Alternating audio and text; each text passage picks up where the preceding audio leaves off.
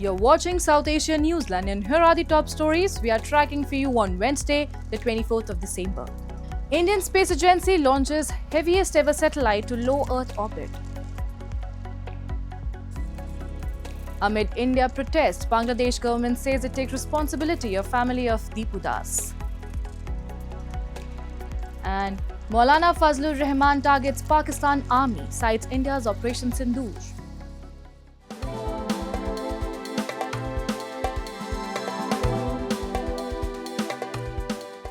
And now for all the details. The Indian Space Research Organisation on Wednesday successfully launched the Bluebird Block 2 communication satellite, the heaviest payload to be launched into low Earth orbit in the history of the LVM-3 rocket from the Satish Dhawan Space Station in Andhra Pradesh.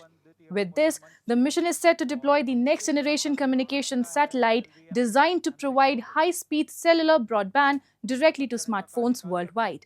The satellite was successfully placed in orbit and the mission was declared a success.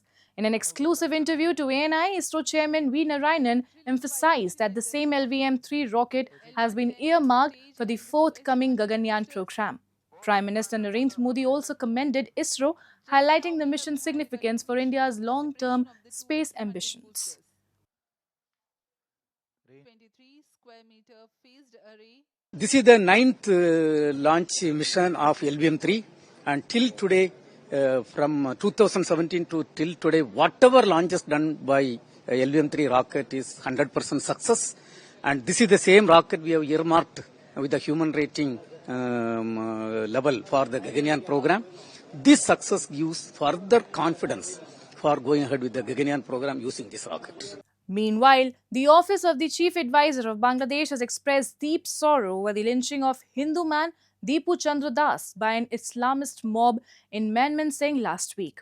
On behalf of the government, Education Advisor Professor C.R. Abrar visited Deepu's bereaved family on Tuesday, conveying condolences and assuring them full support. Calling the killing a heinous criminal act, Abrar said violence cannot be excused under any circumstances and reaffirmed the interim government's commitment to the rule of law. He said 12 suspects have been arrested so far and investigations are ongoing to ensure justice. The government has also assured financial and welfare assistance to the victim's family. The mob attack on Deepu Das came amid heightened unrest in Bangladesh following the death of prominent student leader Sharif Usman Hadi, who was shot dead by masked gunmen in Dhaka.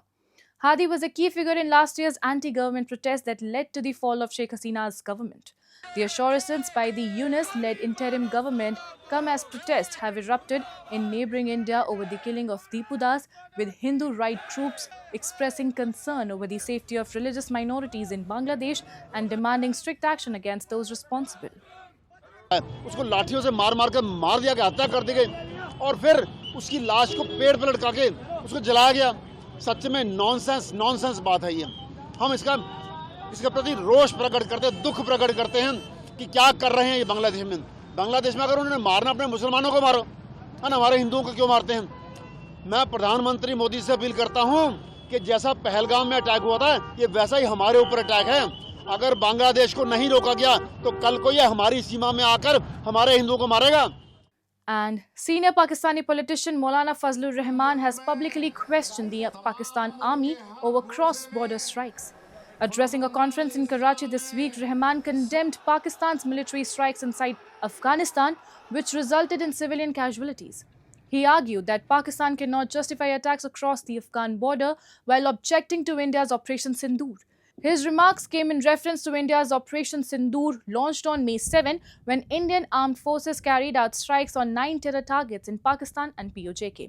The operation was conducted in retaliation for the April 22 terror attack in Jammu and Kashmir, in which 26 civilians were killed by terrorists affiliated to an offshoot of Pakistan-based Lashkar-e-Taiba.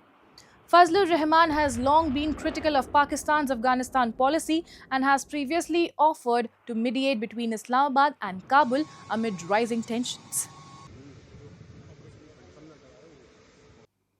And the Baloch Yakjehti Committee has raised serious concerns over a surge in the enforced disappearances of Baloch women in Pakistan's Balochistan region.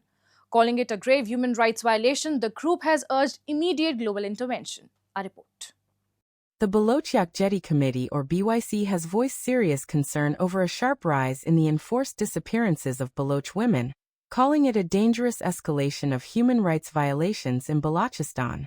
Activists say incidents once considered rare and shocking have now become alarmingly frequent, with women and young girls reportedly taken from their homes without warrants or legal procedures, often leaving families without any information about their fate.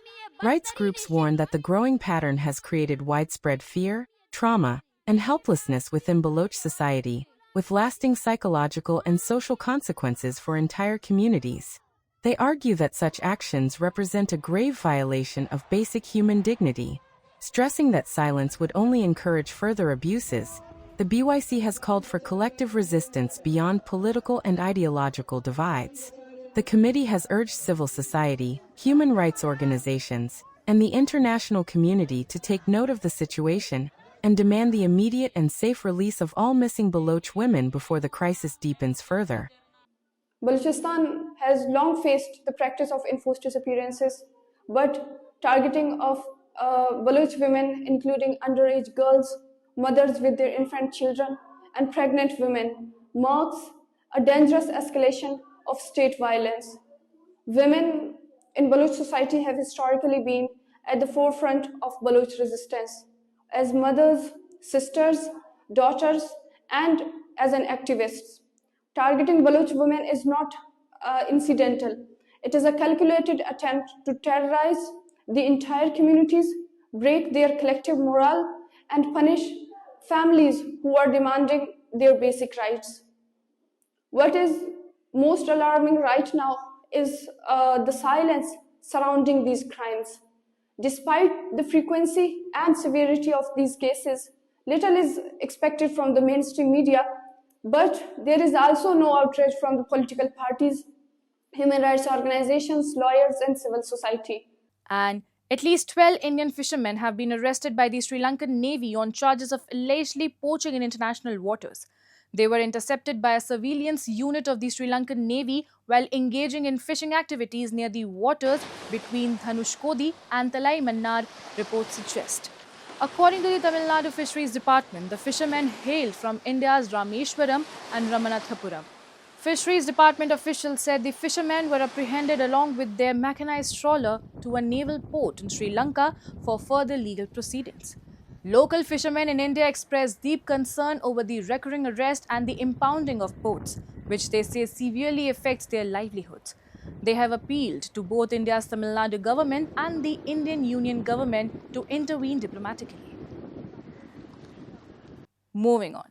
India's desert region of Jaisalmer and hill town of Shimla are witnessing a massive influx of tourists ahead of Christmas and the New Year. From iconic forts to sweeping sand dunes and vibrant winter carnivals, everything is set to welcome visitors from around the world. A report. On the occasion of Christmas, the world-famous tourist destination of Jaisalmer is witnessing a massive influx of visitors. From the iconic Sonar Fort and historic Havelis to the vast sand dunes on the city's outskirts, Jaisalmer is buzzing with activity. The surge includes both domestic and international visitors, drawn by the city's heritage and festive charm.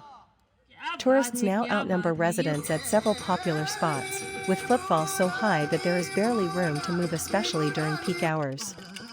The influx has brought cheer to guides, camel safari operators and hospitality workers, as the tourism economy enjoys a sharp seasonal jump. और अभी हमारा India आने का programme हुआ तो हमने plan किया कि कोई बहुत ही अच्छी सी कोई ट्रिप बनाए, तो ये सबसे अच्छा सा एक जो इस मौसम में सबसे अच्छा हमें लगा कि राजस्थान घूमा जाए. राजस्थान में भी सबसे अच्छा अगर हम देखें तो जैसलमेर, जहाँ पर dunes, camel, actual cultural touch है यहाँ पर, तो हम यहाँ पर आए. जितना हमने सोचा था उससे कहीं ज़्यादा हमें पाया. हम आज ही सुबह यहाँ पर आए हैं और हमें बहुत ही मज़ा आ रहा है. इतना क्राउड यहाँ पे देख रहे हैं, सब कुछ बिल्कुल कल्चरल एक्टिविटीज़ यहाँ पर हो रही है, बहुत ही अच्छा लग रहा है. Meanwhile, in Himachal Pradesh, the hill resort of Shimla is also witnessing tourist influx and is prepared to welcome more tourists with the start of the famous winter carnival, just ahead of Christmas and New Year celebrations. Visitors are flocking to the hills in search of pleasant weather and a festive atmosphere. With cultural events, music, and winter celebrations lined up, Shimla has once again emerged as a favorite holiday escape. अभी यहाँ पे हमें आके ही पता चला कि यहाँ पे विंटर कार्निवल भी लगा हुआ है, जिसमें लोग बहुत इंजॉय कर रहे हैं। डिफरेंट टाइप्स ऑफ फूड हैं, बहुत सारे स्टॉल्स हैं, बहुत इंजॉय कर रहे हैं सब लोग। मेरा मैसेज लोगों को यही है कि सब लोग टाइम निकालें और शिमला घूमने आएं और विंटर कार्निवल यहाँ का देखें, अटेंड करें। काफ़ी अच्छा अरेंजमेंट है, काफ़ी अच्छा है। And that's all in tonight's edition. We will see you same time tomorrow. Till then, good night.